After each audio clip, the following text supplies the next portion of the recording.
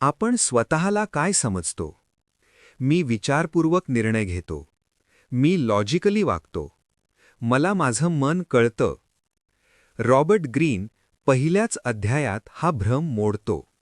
तो सांगतो, माणूस रॅशनल नाही. तो इमोशनल आहे आणि नंतर लॉजिक वापरतो.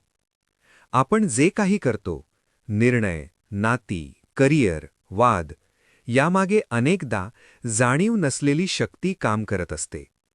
ती शक्ती म्हणजे अनकॉन्शियस माइंड. अनकॉन्शियस म्हणजे अंधार नाही. ते म्हणजे आपल्याला न दिसणारा आपलाच भाग. आपल्या भीती, आपल्या इच्छा, आपल्या जखमा, आपल्या अहंकाराचे पॅटर्न्स, हे सगळं आपण नाकारतो. पण ते आपल्याला चालवतं. रॉबर्ट ग्रीन सांगतो, जे तुम्हाला कळत नाही तेच तुम्हाला नियंत्रित करतं. आणि जो स्वतःला ओळखत नाही तो इतरांना चुकीच्या पद्धतीने समजतो. आपण म्हणतो, मी असं ठरवलं. पण खरं काय असतं? आधी भावना निर्णय घेते, नंतर मन कारणं शोधतं. यालाच ग्रीन म्हणतो, इल्युजन ऑफ रॅशनॅलिटी. उदाहरणार्थ, तुम्हाला एखादी व्यक्ती पहिल्याच भेटीत नकोशी वाटते. नंतर तुम्ही म्हणता, तो खूप ॲरोगेंट आहे. पण खरं कारण कदाचित हे असतं, तो तुमच्यातील असुरक्षिततेला स्पर्श करतो. मन सत्य शोधत नाही, ते स्वतःचं इमेज वाचवतं. इगो नेहमी म्हणतो, मी बरोबर आहे. आपल्या आत दोन सेल्व्स असतात. एक इमोशनल सेल्फ, दुसरं rational mask. Emotional self impulsive आहे, रिॲक्टिव्ह आहे, चाइल्डलाईक आहे. रॅशनल मास्क सभ्य आहे, नियंत्रित आहे, सोशली ॲक्सेप्टेबल आहे. पण समस्या कुठे येते? आपण इमोशनल सेल्फला नाकारतो आणि रॅशनल मास्कला मी समजतो. पण नाकारलेली भावना नष्ट होत नाही. ती वाकड्या मार्गाने बाहेर येते.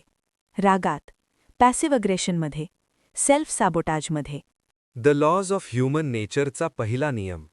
स्वतःला जजमेंट शिवाय पहा. स्वतःला हिरो समजायचा हट्ट नको. स्वतःला परफेक्ट दाखवायची गरज नाही.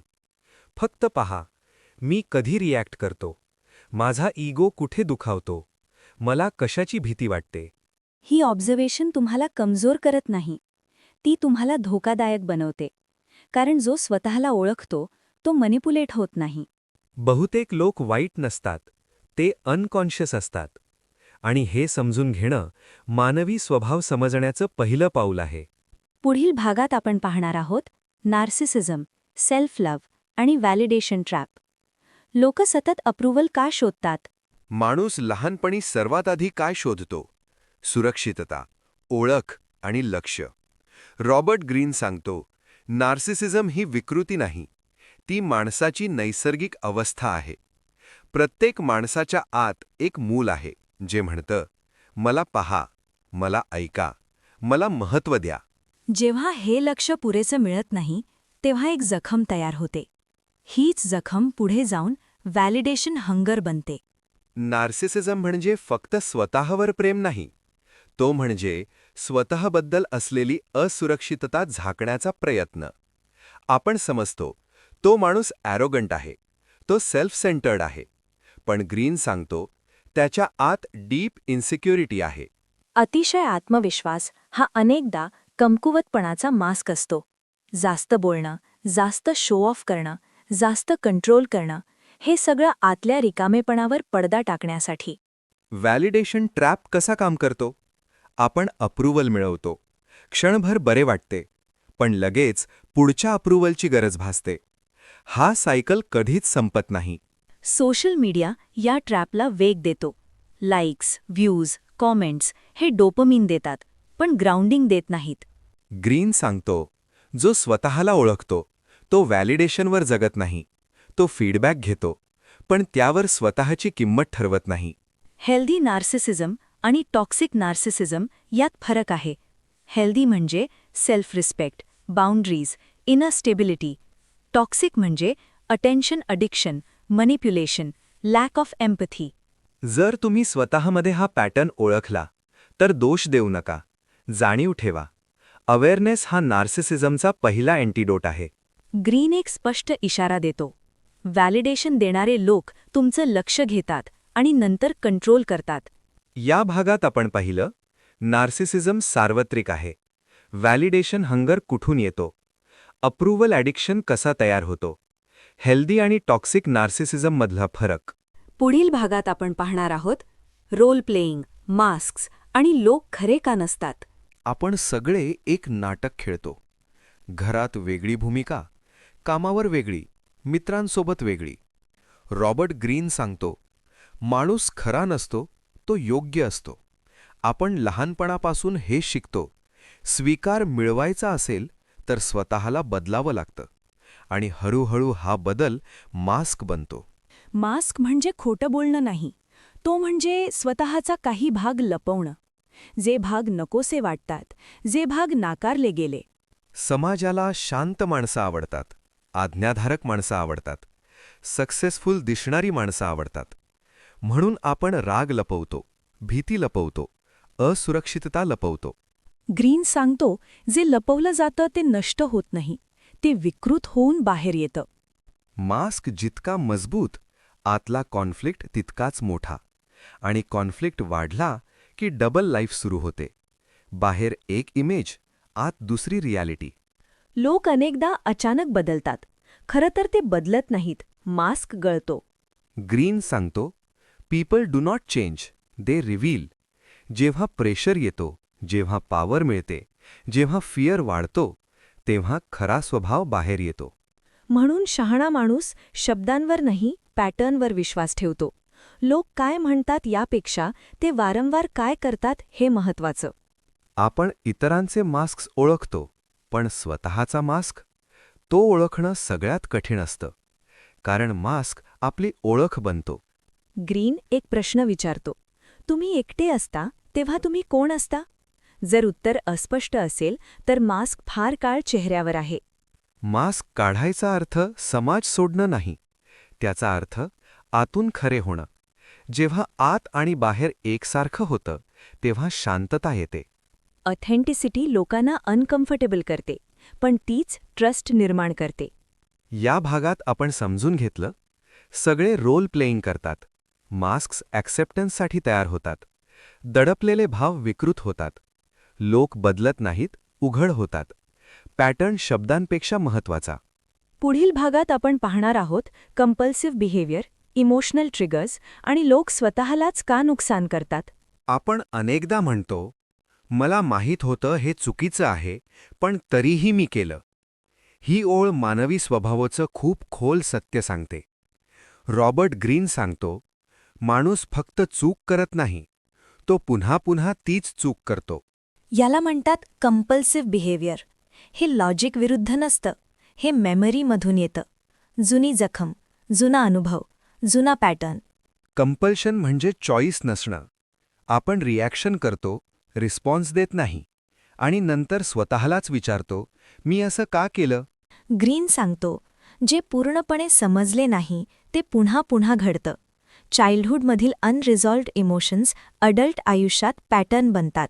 सेल्फ सॅबोटाज म्हणजे स्वतःला जाणीवपूर्वक नुकसान करणं नाही, तो म्हणजे अजाणतेपणी स्वतःच्या मर्यादा पुन्हा निर्माण करणं.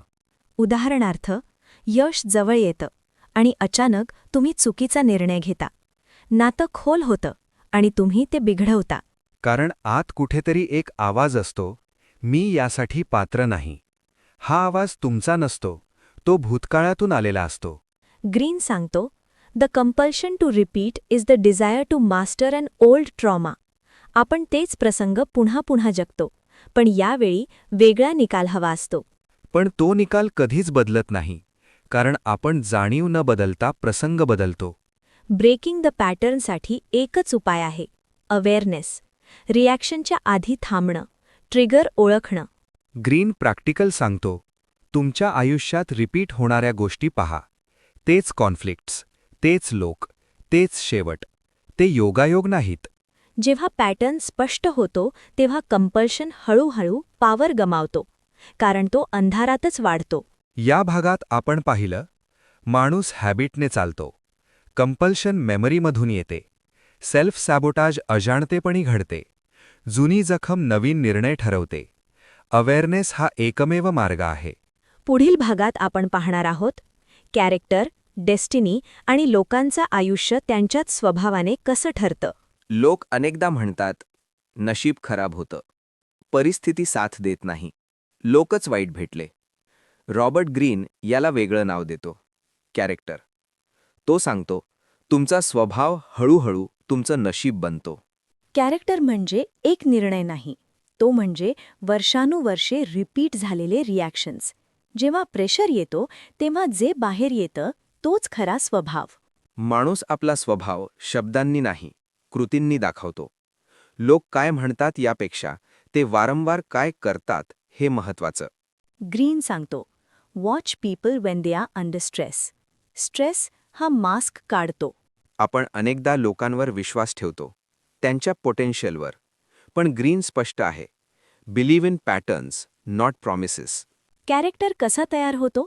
चाइल्डहूडमध्ये भावना कशा हँडल केल्या गेल्या यावर, पॉवर मिळाल्यावर कोणी कसा वागतो यावर, फेलियर आल्यावर कोणी स्वतःला कसं पाहतो यावर. डेस्टिनी म्हणजे भविष्यात घडणारं काहीतरी नाही, ते म्हणजे स्वभावाचं दीर्घकालीन परिणाम.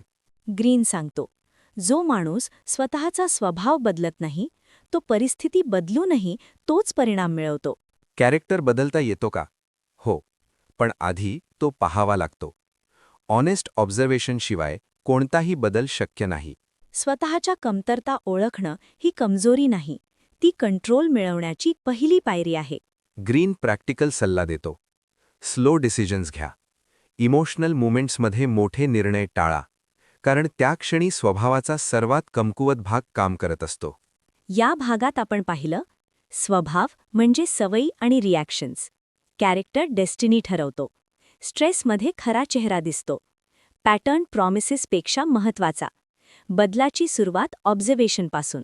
पुढील भागात आपण पाहणार आहोत एम्पथी, पर्स्पेक्टिव्ह आणि लोकांना समजून घेणं का ही खरी पॉवर आहे. लोकांना समजून घेणं ही सगळ्यात दुर्मिळ कला आहे. आपण ऐकतो पण खरं तर स्वतःचा विचार करतो. रॉबर्ट ग्रीन सांगतो, एम्पथी म्हणजे दयाळूपणा नाही, ती क्लॅरिटी आहे. एम्पथी म्हणजे समोरच्याच्या भावना स्वीकारणं नाही, त्यांच्या वागण्यामागचं कारण पाहणं. बहुतेक लोक आपल्या जखमांमधून बोलत असतात. त्यांचा राग तुमच्याबद्दल नसतो, तो त्यांच्याबद्दल असतो. पर्स्पेक्टिव्ह हा एम्पथीचा पाया आहे. तुमचा व्ह्यू पॉइंट संपूर्ण सत्य नसतो, आणि हे मान्य करणं शक्तीची निशाणी आहे. ग्रीन सांगतो, you see people as you are, not as they are. आपली भीती, आपले अनुभव, आपली इंटरप्रिटेशन्स ठरवतात. एम्पथी वापरून लोकांना मॅन्युप्युलेट करता येतं, पण ग्रीन इशारा देतो, जे एम्पथिक दिसतात तेच कधीकधी सगळ्यात धोकादायक असतात. खरी एम्पथी कंट्रोलसाठी नाही, ती समजून घेण्यासाठी असते. एम्पथीचा प्रॅक्टिकल वापर. बोलणं कमी करा, ऑब्झर्व्ह जास्त करा. बॉडी लँग्वेज, टोन, टायमिंग हे सगळं शब्दांपेक्षा जास्त सांगतं. जे ऐकत नाहीत ते कधीच शिकत नाहीत, आणि जे शिकत नाहीत ते लोकांमध्ये अडकतात. ग्रीन सांगतो, the ability to detach is what gives you perspective. जास्त इन्व्हॉल्ड असाल तर कमी स्पष्ट दिसेल. इमोशनल डिस्टन्स म्हणजे थंडपणा नाही, तो म्हणजे स्वतःच्या भावना तुमच्या जजमेंटवर राज्य करू न देणं. या भागात आपण पाहिलं, एम्पथी इक्वल्स क्लॅरिटी. पर्स्पेक्टिव्ह शिवाय समज नाही. लोक जखमांमधून वागतात. ऑब्झर्वेशन शब्दांपेक्षा महत्वाचा. Distance gives vision. पुढील भागात आपण पाहणार आहोत एन्व्ही, अग्रेशन आणि लोक गुपचूप का तोडतात. लोक बहुतेक वेळा वाईट नसतात, ते दुखावलेले असतात. रॉबर्ट ग्रीन सांगतो, सगळ्यात धोकादायक भावना दिसत नाही, की म्हणजे एन्व्ही. एन्व्ही उघड रागासारखी नसते, ती शांत असते, हळुवार असते, आणि ती स्वतःला न्याय्य ठरवते. एन्व्ही म्हणजे इतरांचं यश आपल्या आत अस्वस्थता निर्माण करणं, आणि मन त्या अस्वस्थतेचं कारण शोधतं. तो लकी आहे, तो फेक आहे, तो डिझर्विंग नाही. रॉबर्ट ग्रीन सांगतो, envy always disguises itself as moral judgement. लोक टीका करतात तत्त्वज्ञानाच्या नावाखाली, पण आत असुरक्षितता असते. एन्व्ही थेट हल्ला करत नाही, ती पॅसिव्ह अग्रेशन वापरते. सपोर्ट कमी करणे, उपेक्षा, सटल सॅबोटाज. ॲग्रेशन फक्त फिजिकल नसते, ती शब्दांत असते, सायलेन्समध्ये असते, डिलेमध्ये असते. ग्रीन सांगतो, people rarely attack you openly, they undermine you quietly. जे लोक स्वतःच्या क्षमतेवर विश्वास ठेवतात ते एन्व्ही करत नाहीत. एन्व्ही येते कंपॅरिझनमधून. सोशल कंपॅरिझन ही एन्व्हीची जमीन आहे. जेवढं लोक स्वतःला ओळखत नाहीत तेवढं ते इतरांवर लक्ष ठेवतात. ग्रीन प्रॅक्टिकल सल्ला देतो. तुमचं यश सगळ्यांसमोर दाखवू नका. व्हिजिबिलिटी एन्व्ही वाढवते. एन्व्ही ओळखायची कशी? जे लोक तुमच्या यशावर खरंच आनंदी नसतात, जे प्रेझमध्येही थोडं विष मिसळतात. तुमच्या आतली एन्व्ही ती नकारू नका. ती संकेत आहे तुम्हाला काय हवं आहे याचा. या भागात आपण पाहिलं, एन्व्ही शांत आणि धोकादायक असते. ती मॉरल जजमेंटचा मास्क घालते. अग्रेशन सटल असते. कंपॅरिझन एन्व्ही वाढवतो. व्हिजिबिलिटी कॉन्फ्लिक्ट वाढवते. पुढील आणि शेवटच्या भागात आपण पाहणार आहोत मॅच्युरिटी, ॲक्सेप्टन्स आणि मानवी स्वभाव समजून शहाणपणाने जगणं. मानवी स्वभाव बदलत नाही, पण तो समजून घेता येतो. रॉबर्ट ग्रीन या पुस्तकाचा शेवट एका कठोर पण मुक्त करणाऱ्या सत्याने करतो. लोक परिपूर्ण होणार नाहीत. आणि हे स्वीकारणं हीच खरी मॅच्युरिटी आहे. जेव्हा आपण लोकांकडून अवास्तव अपेक्षा ठेवणं थांबवतो तेव्हा दुःख कमी होतं. मॅच्युरिटी म्हणजे भावनांचा अंत नाही, तो म्हणजे भावनांवर प्रभुत्व. राग येणार नाही असं नाही, पण तो निर्णय ठरवणार नाही. ग्रीन सांगतो, emotional maturity is the ability to respond, not react. जे लोक स्वतःला ओळखतात ते इतरांशी लढत नाहीत, ते स्वतःवर काम करतात. ॲक्सेप्टन्स म्हणजे वीकनेस नाही, तो म्हणजे रिॲलिटी पाहण्याचं धैर्य. लोक जसे आहेत तसे ओळखणं. जेव्हा तुम्ही लोकांना बदलण्याचा हट्ट सोडता तेव्हा तुम्ही स्वतःला मुक्त करता. ग्रीन सांगतो, the highest form of power is self mastery. ज्याला स्वतःच्या इगोवर नियंत्रण आहे तो कोणाच्याही हातात खेळत नाही. सेल्फ मास्टरी कोणत्या क्षणी येतं? जेव्हा तुम्ही स्वतःच्या अंधाराकडे पाठ फिरवत नाही. शॅडो स्वीकारला की तो तुमचा शत्रू राहत नाही, तो मार्गदर्शक होतो. The laws of human nature हे पुस्तक लोक बदलण्यासाठी नाही, ते तुमचं भ्रम तोडण्यासाठी आहे. भ्रम की लोक न्याय्य असतात, की लोक प्रामाणिक असतात, की लोक नेहमीच समजूतदार असतात.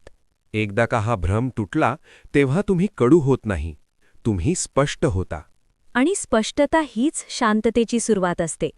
जर तुम्ही मानवी स्वभाव समजून घेतला तर तुम्ही लोकांपासून वाचत नाही, तुम्ही त्यांच्यातून मुक्त होता.